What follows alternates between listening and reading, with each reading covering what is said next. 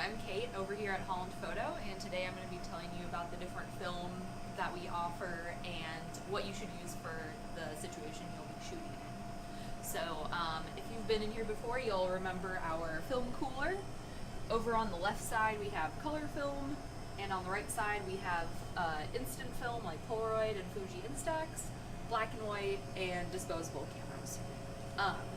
So today I'm going to be focusing on color film and slide film and try to help you figure out what to use for the situation you're shooting in. So we get the question a lot, what film should I get? So I'm going to start out with color negative film, which we process in-house here. So first of all, if you're going to be shooting portraiture, people, I'd recommend going for the Portra films. So we have Portra 160, 400, and 800. So just in case you're not super familiar with ISO, like the film speed, the lower the number, the brighter the light you're going to shoot in. The higher the number, the lower light.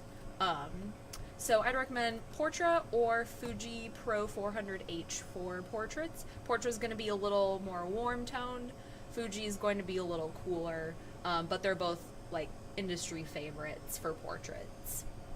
And then if you're going to be shooting landscape, outdoors, daytime, I would go for one of these three films.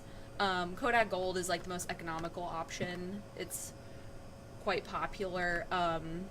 It's going to be a little more like warm toned, a little greenish. Ektar is really saturated. It's great for like mountain scenes, beach scenes, things like that.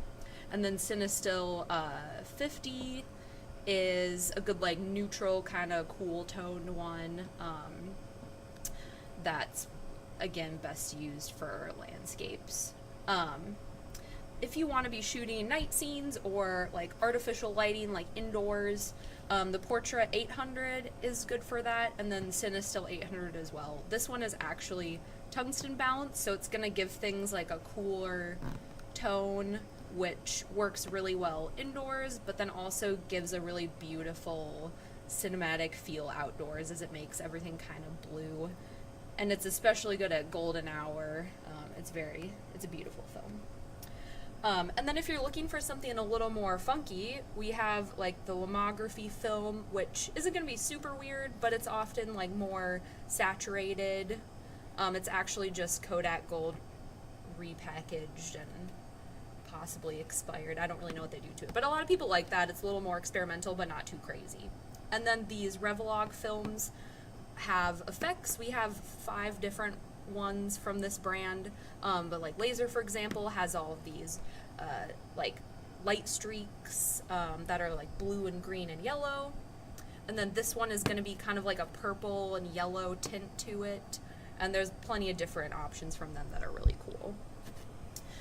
And then if you're interested in slide film, this isn't something we can do in-house.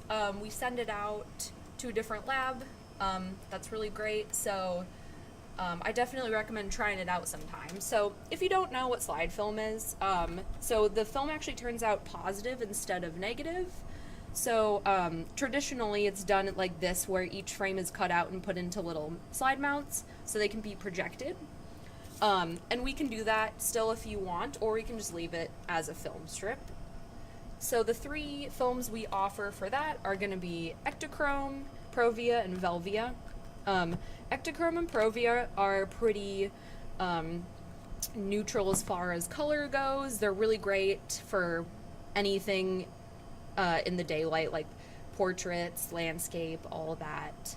And then Velvia is going to be a little more cool toned. I think it's really great for sunrise and sunset, as it kind of like enhances the purples and pinks. Yeah.